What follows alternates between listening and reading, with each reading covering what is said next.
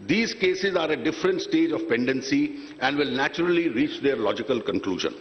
At this junction, I would like to convey to this august House and also to the investor community at large that we are committed to providing a stable and predictable taxation regime which would be investor-friendly and spur growth.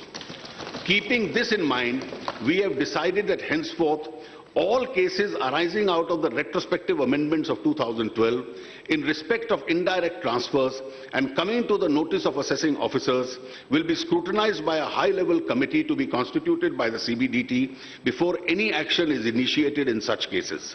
I hope the investor community, both within India and abroad, will repose confidence on our stated position and participate in India's growth story with renewed vigor. Tax demand of more than 4 lakh crores is under dispute and litigation before various courts and appellate authorities. This is one of the serious concerns of all taxpayers in the country. In order to reduce litigation in direct taxes, I propose to make certain legislative and administrative changes. Currently, an advance ruling can be obtained about tax liability of a non-resident from authority for advance rulings. The facility is not available to resident taxpayers except public sector undertakings. I propose to enable the resident taxpayers to obtain an advance ruling in respect of their income tax liability with a defined threshold. I also propose to strengthen the authority for advance rulings by constituting additional benches. I further propose to enlarge the scope of Income Tax Settlement Commission so that taxpayers may approach the Commission for settlement of disputes. This would continue to be once-in-a-lifetime opportunity for any taxpayer. As an administrative measure, I propose to set up a high-level committee to interact with trade and industry on a regular basis and ascertain areas where clarity in tax laws is required. Based on recommendations of this committee, the Central Board of Direct Taxes and the Central Board of Excise and Customs shall issue appropriate clarifications wherever considered necessary on tax issues within a period of 2 months. Transfer pricing is a major area of litigation for both residents and non-residents. I have proposed certain changes in the transfer pricing regulations, which I would spell out in Part B of my speech. I hope these measures would go a long way in improving the confidence of taxpayers in the tax system and provide certainty and clarity in tax laws. Foreign direct investment. The policy of the NDA government is to promote foreign direct investments selectively in sectors where it helps the larger interest of the Indian economy. FDI in several sectors is an additionality of resource which helps in promoting domestic manufacturing and job creation. India today needs a boost for job creation. On manufacturing sector in particular needs a push for job creation. India today is the largest buyer of defense equipment in the world. Our domestic manufacturing capabilities are still at a nascent stage. We are buying substantial part of our defense requirements directly from foreign players, companies controlled by foreign governments, and foreign private parties are supplying our defense requirement to us at a considerable outflow of foreign exchange. Currently, we permit 26% FDI in defense manufacturing. The composite cap of foreign exchange is being raised to 49% with full management control, Indian management and control through the FIPB route. The insurance sector is investment starved. Several segments of the insurance sector need an expansion. The composite cap of the insurance sector is proposed to be increased up to 49% from the current level of 26% with full management and control through the FIPB route. To encourage development of smart cities, which will also provide habitation for this new middle class, requirement of the built-up area of capital conditions for FDI is being reduced from 50,000 square meters to 20,000 square meters and from $10 million to $5 respectively with a 3-year post-completion lock-in. To further encourage these projects, which commit at least 30% of the total project costs for low-cost affordable housing, will be exempted for the minimum built-up area and capitalization requirements with conditions of 3-year lock-in. FDI in the manufacturing sector today is on an automatic route. The manufacturing units will be allowed to sell its products through retail, including e-commerce platforms, without any additional approval.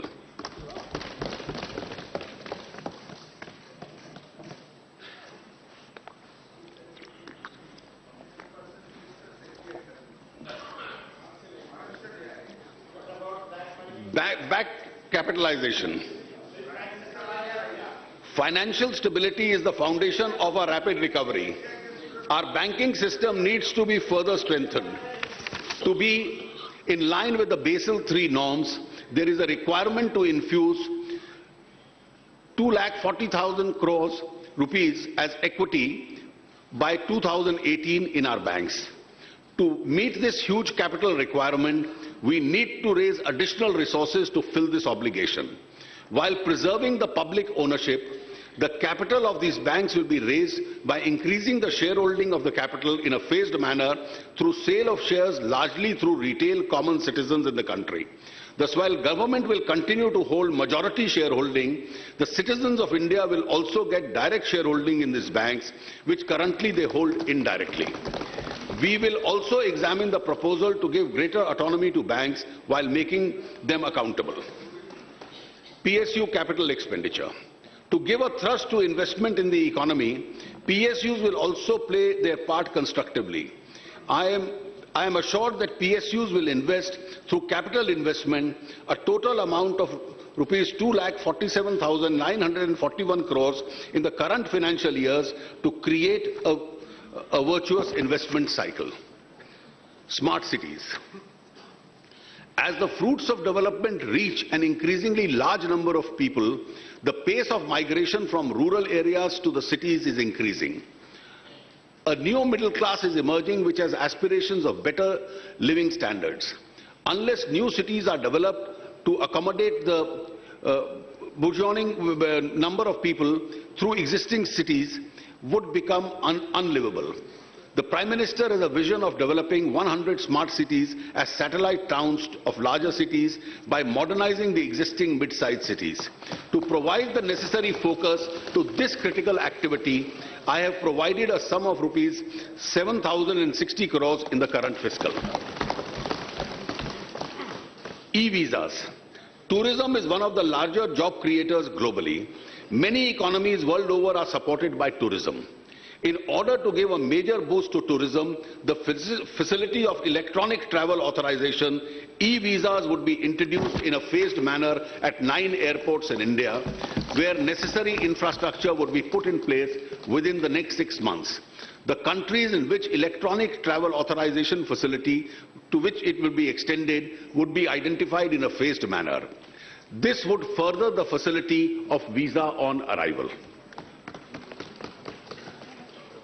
REITs and InvestITs. Real estate investment trusts have been successfully used as instruments for pooling investment in several countries. I intend to introduce to provide necessary incentives for REITs which will have a pass-through for the purposes of taxation.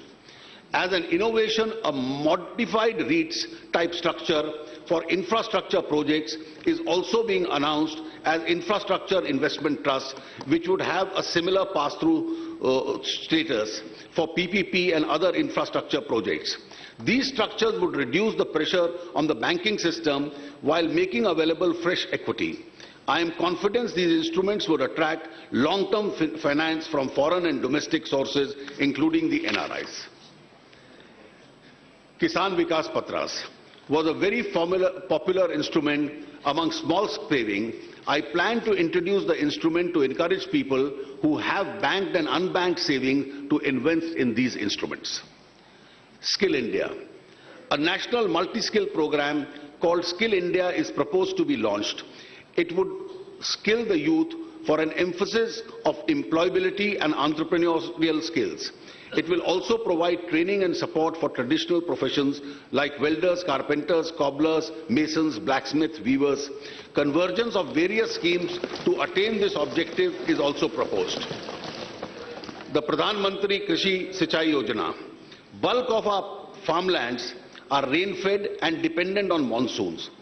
Therefore, there is a need to provide assured irrigation to mitigate risk. To improve access to irrigation, we propose to initiate a scheme, Pradhan Mantri Krishi Sinchai Yojana. I propose to set aside 1,000 crores for this purpose. Swachh Bharat Abhiyan. The need for sanitation is of utmost importance. Although the central government is providing resources within its means, the task of total sanitation cannot be achieved without the support of all. The government intends to cover every household by total sanitation by the year 2019, the 150th year of the birth anniversary of Mahatma Gandhi, through the Swachh Bharat Abhiyan. Gujarat has demonstrated successfully the urban development model of urbanization of rural areas, through which people living in rural areas can effectively get civic infrastructure associated services.